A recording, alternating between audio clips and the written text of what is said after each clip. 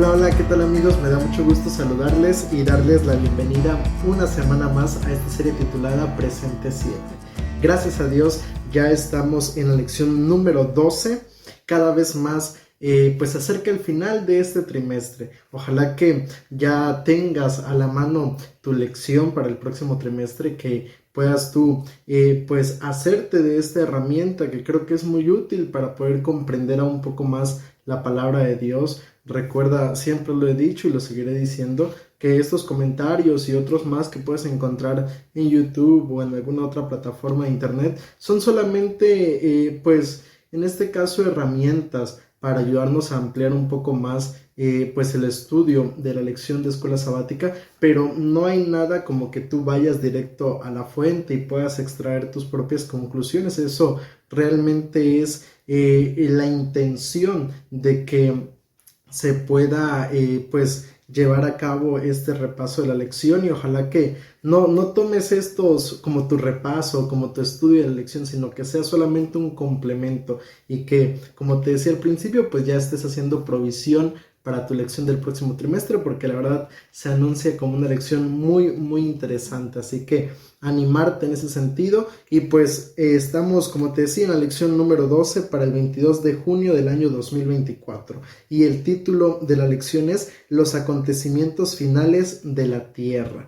Realmente pues estamos analizando, ¿verdad?, el tema del conflicto de los siglos. Y mira, justamente la lección de esta semana pretende enfocarnos en los últimos momentos de la historia de la humanidad y lo que sucederá, la manera como Dios va a seguir guiando a este mundo, va a seguir protegiendo también a sus hijos fieles, de tal forma que el ser humano pueda alcanzar la salvación. Y es maravilloso saber que a lo largo de la historia y en los últimos momentos de la historia de este mundo, realmente Dios no nos dejará a nuestra suerte, sino que Él ha dejado elementos, herramientas importantes que nos van a guiar para poder alcanzar la vida eterna. Y que esta semana pues el énfasis de la lección es enfocarnos en aquellas herramientas, en aquellos momentos que ocurrirán antes de la venida de Cristo Jesús. Y mira, el versículo para memorizar se encuentra en el libro de Proverbios capítulo 23, verso 23.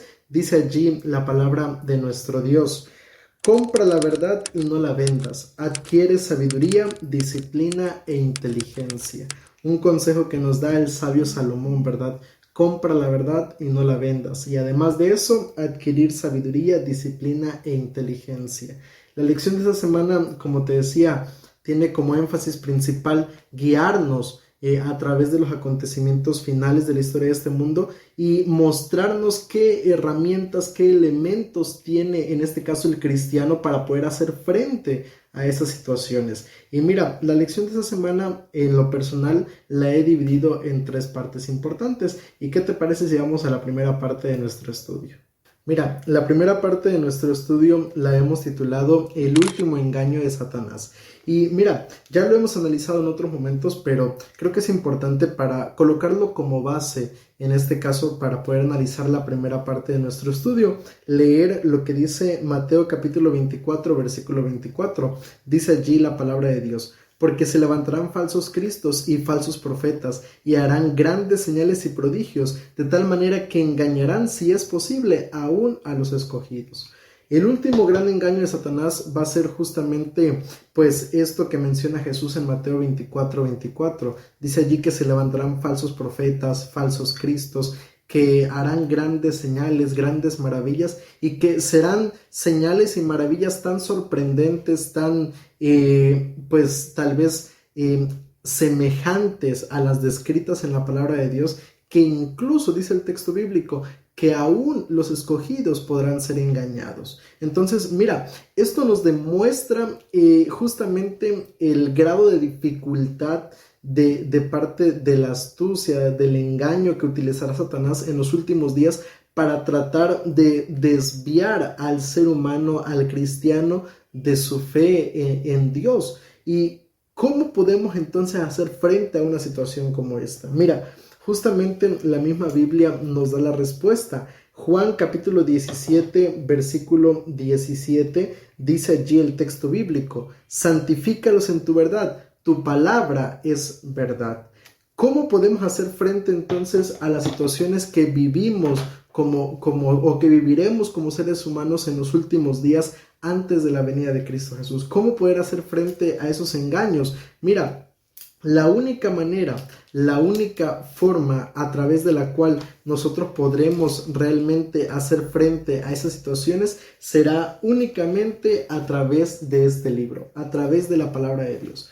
Solamente al afianzar nuestra vida en las verdades escritas en la palabra de Dios, podremos entonces hacer frente a las situaciones, a las dificultades que como cristianos vamos a enfrentar en los últimos días. Solamente será la única fuente de luz, la única fuente de sabiduría, de inteligencia, de conocimiento sobre la cual vamos a poder realmente confiar y colocar nuestra vida, solamente en la palabra de Dios. Y mira, justamente 2 de Pedro capítulo 1 versículos 19 al 21 dice lo siguiente: tenemos también la palabra profética más segura, a la cual hacéis bien en estar atentos, como una antorcha que alumbra en lugar oscuro hasta que el día amanezca y el lucero de la mañana salga en vuestros corazones. Pero ante todo, entended que ninguna profecía de las Escrituras es de interpretación privada, porque nunca la profecía fue traída por voluntad humana, sino que los santos hombres de Dios hablaron siendo inspirados por el Espíritu Santo. Y me llama la atención la manera como describe en este caso el apóstol Pedro la primera parte en el versículo 19. Dice allí que la palabra de Dios es la palabra profética más segura. No hay otra fuente de seguridad para el ser humano más que la palabra de Dios. Y la compara, dice allí, como una antorcha que alumbra en lugar oscuro. Yo no sé si tú en algún momento has estado en una habitación completamente a oscuras. Yo no sé si en algún momento tú has tenido que caminar por un sendero con alguna lámpara, con alguna manera para iluminar, en este caso, el camino, algún utensilio como este. Pero mira, realmente en momentos así, ¿cómo es de útil, cómo es de necesaria, en este caso, algún instrumento para iluminar el camino? Y en los momentos más oscuros, en los últimos momentos de la historia de la humanidad, realmente la palabra de Dios será eso, será una antorcha que va a iluminar esos momentos oscuros para la humanidad, esos momentos oscuros para la vida del cristiano. Y por eso tenemos entonces que afianzarnos cada día en el estudio de la palabra de nuestro Dios. Mira, hoy en día surge la pregunta, en este caso, ¿qué nos puede estar distrayendo? ¿Cuáles pudieran ser algunas de las cosas que nos pueden distraer del estudio de la palabra de Dios? Yo creo que esa es una pregunta muy importante de analizar, porque mira, hoy en día realmente tenemos que aprovechar la oportunidad que tenemos de tener, en este caso, a nuestro alcance la palabra de Dios. Y no solamente tenemos la palabra de Dios, en este caso, de manera a través de la lectura, también la podemos tener a través del teléfono celular, la podemos tener a través de la televisión, a través de muchos otros medios. La Biblia es uno de los libros que más veces se ha traducido y a más idiomas se ha traducido, justamente porque la Biblia tiene poder, porque la Biblia sigue transformando la vida del ser humano. Y hoy en día entonces no existen pretextos para hacer de la palabra de Dios mi libro de estudio, para poder aprovechar esta herramienta tan valiosa que tenemos, que es justamente la palabra de Dios. Hoy en día entonces tenemos que aprovechar la oportunidad para acercarnos, para buscar a Cristo Jesús a través de su palabra. Muy bien, vamos ahora a la segunda parte de nuestro estudio.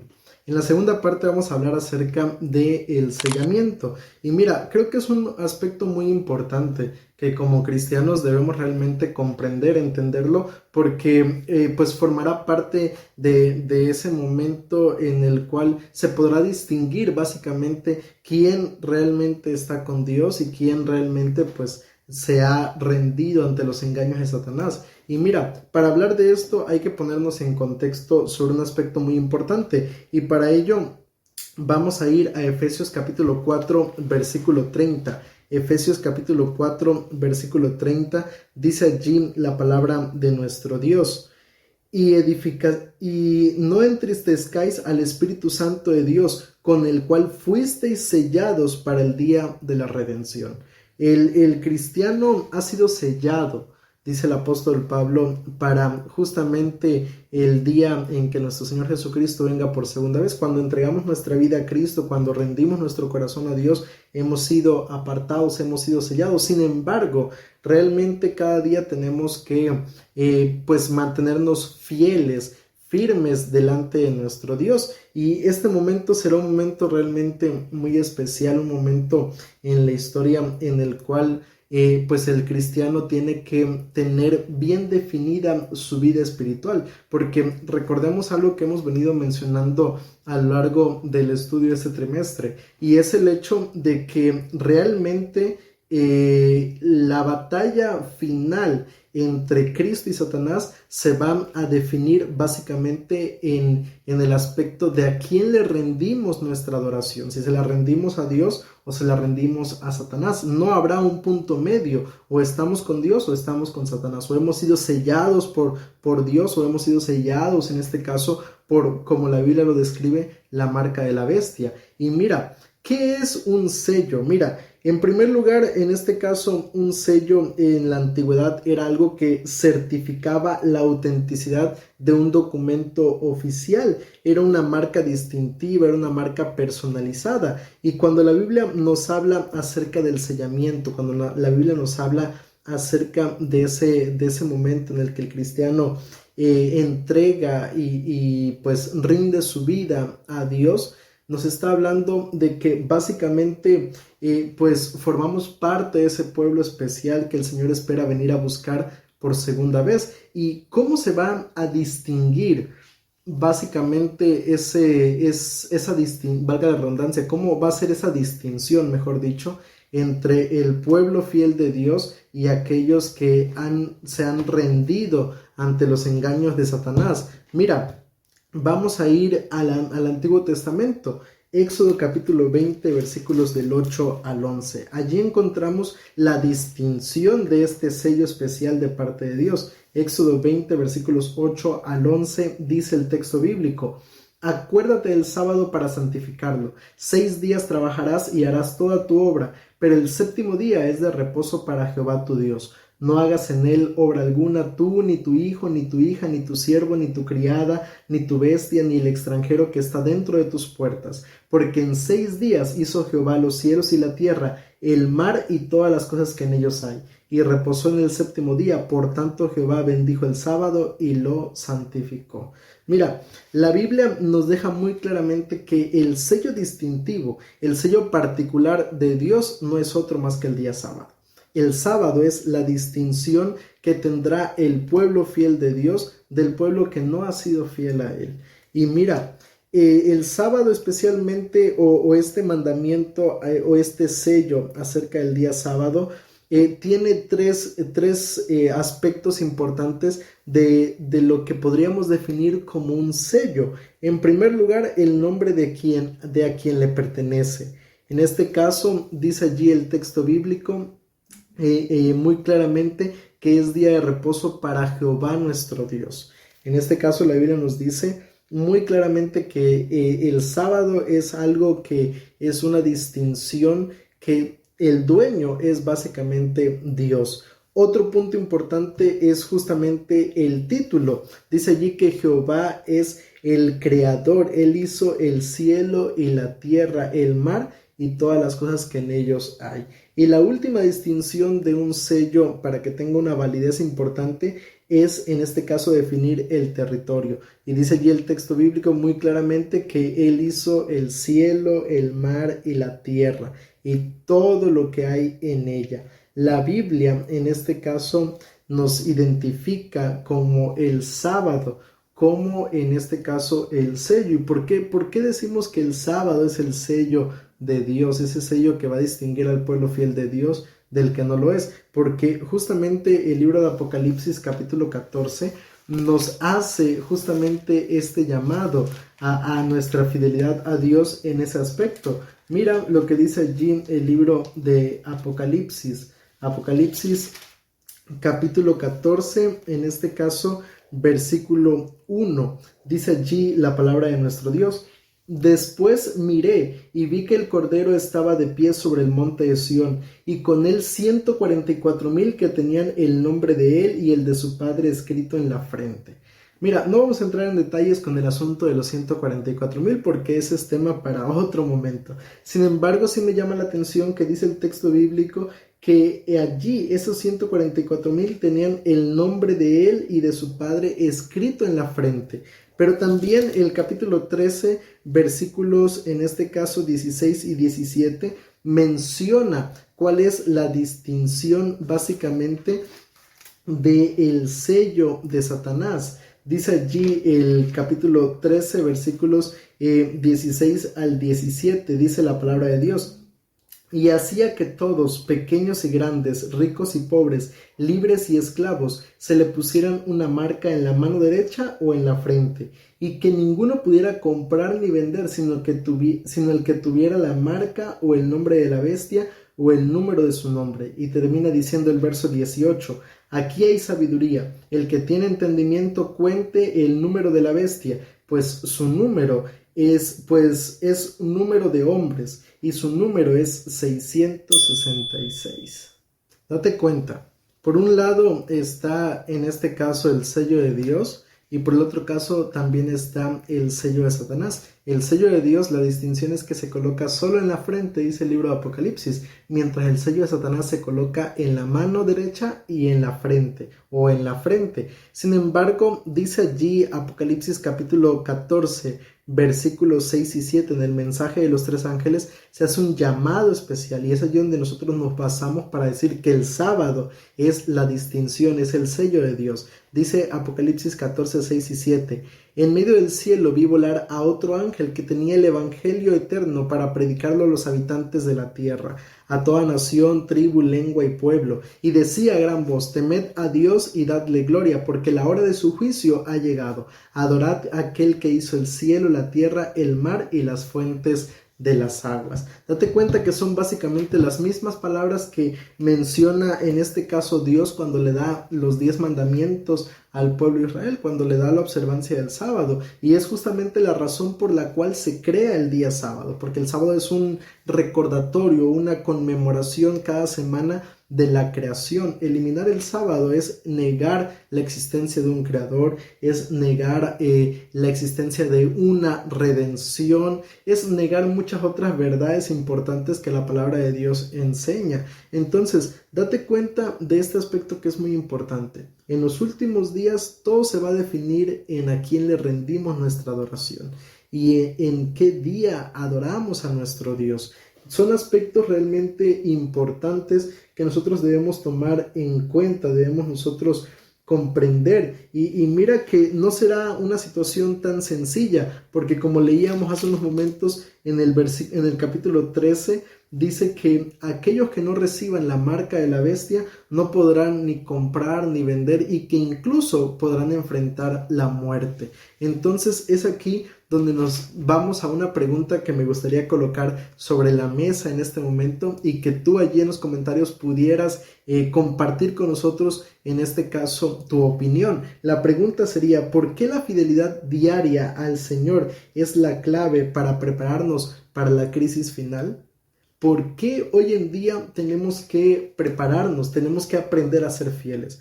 Muchas veces me ha tocado conversar con personas que justamente hoy en día ceden tal vez ante la presión de trabajar en día sábado, ceden tal vez a la presión de violar algún principio, en este caso que la palabra de Dios nos coloque como nuestro perfil de vida. Y muchos tal vez lo minimizan, lo ven como algo insignificante, lo ven como algo que pues bueno, realmente no afecta mucho. Incluso me ha tocado conversar con personas que me dicen, no, pastor, realmente porque a veces yo recuerdo muy bien que platicando con una persona, pues esta persona me decía que pues a veces en viernes se le complica cerrar su negocio a tiempo y ya no va a la iglesia el día viernes y todo eso, y yo le comentaba, pues hermano, mire, en primer lugar, usted es el dueño del negocio, usted decide sus horarios, y en segundo lugar, pues hermano, De cierta manera, el sábado comprendemos que comienza la puesta de sol y al no hacer eso desde el día viernes, pues de cierta manera ya estamos violando el día sábado. Y yo le hacía la pregunta, ¿y si no podemos ser fieles ahora que tenemos libertad, qué sucederá entonces cuando Cristo esté viniendo por segunda vez? Y el hermano pues se quedaba analizando, pensando en esa cuestión y es que es la realidad. Si hoy en día que tenemos libertades, hoy en día que nuestra vida no corre peligro, que podemos de alguna u otra manera pues salir adelante económicamente, con muchas otras maneras de ganarnos la vida, no logramos ser fieles a Dios, ¿qué sucederá entonces cuando la crisis final llegue? Cuando verdaderamente seamos perseguidos, cuando verdaderamente enfrentemos dificultades por ser fieles a Dios. Creo que hoy en día tenemos que aprender a ser fieles, pero comparte con nosotros tu opinión, dinos por favor qué piensas tú, por qué es importante hoy en día que seamos fieles para poder entonces mantenernos firmes cuando Cristo venga por segunda vez. Ahora, vamos a ir a la última parte de nuestro estudio. Vamos a hablar acerca de la lluvia temprana, la lluvia tardía y el fuerte clamor. Mira, ¿qué es todo esto que te acabo de leer? Mira, vamos a ir al libro de Joel capítulo 2, versículos 21 al 24. Mira, dice allí el texto bíblico: Tierra, no temas, alégrate y gózate, porque Jehová hará grandes cosas. Y sigue diciendo: animales del campo, no temáis, porque los pastos del desierto reverdecerán y los árboles llevarán su fruto y la higuera y la vid darán sus frutos. Vosotros también, hijos de Sión, alegraos y gozaos en Jehová vuestro Dios, porque os ha dado la primera lluvia a su tiempo y hará descender sobre vosotros lluvia temprana y tardía como al principio. Las eras se llenarán de trigo y los lagares rebosarán de vino y aceite. Mira, Joel capítulo 2 nos habla acerca de la lluvia temprana y la lluvia tardía. ¿Pero qué es esto? Mira, la lluvia temprana es un concepto que se utiliza en agricultura y la lluvia temprana u otoñal llegaba entre los meses de septiembre y octubre y esta lluvia servía para preparar, en este caso, la tierra para la siembra. En el caso de la lluvia temprana o primaveral llegaba entre los meses de marzo y mayo y ayudaba a la maduración de la cosecha. Hablando en términos de cultivo, básicamente la lluvia temprana y la lluvia tardía significa eso. Sin embargo, hablando desde el punto de vista bíblico, ¿qué representa? Mira, la lluvia temprana representa el derramamiento del Espíritu Santo en el día del Pentecostés, mientras la lluvia tardía representa en este caso el derramamiento final del Espíritu Santo que hará madurar la cosecha. Y esto lo declara Elena G. de White en el libro El conflicto de los siglos, en la página 669. Realmente nosotros podemos ver que en la Biblia encontramos ese momento cuando la lluvia temprana fue derramada y lo encontramos allí en el libro de Hechos capítulo 2 versículo 1 al 4. Dice allí el texto bíblico, es un momento muy importante en la historia de la iglesia primitiva, porque dice allí la palabra de nuestro Dios: cuando llegó el día del Pentecostés estaban todos juntos unánimes. De repente vino del cielo un estruendo como de un viento recio que soplaba, el cual llenó la casa donde estaban, y se les aparecieron lenguas repartidas como de fuego, asentándose sobre cada uno de ellos. Todos fueron llenos del Espíritu Santo y comenzaron a hablar en otras lenguas según el Espíritu les daba que hablaran. Y ahora, ¿qué sucede en ese momento? Dice Hechos capítulo 2, pero ahora a partir del versículo 41.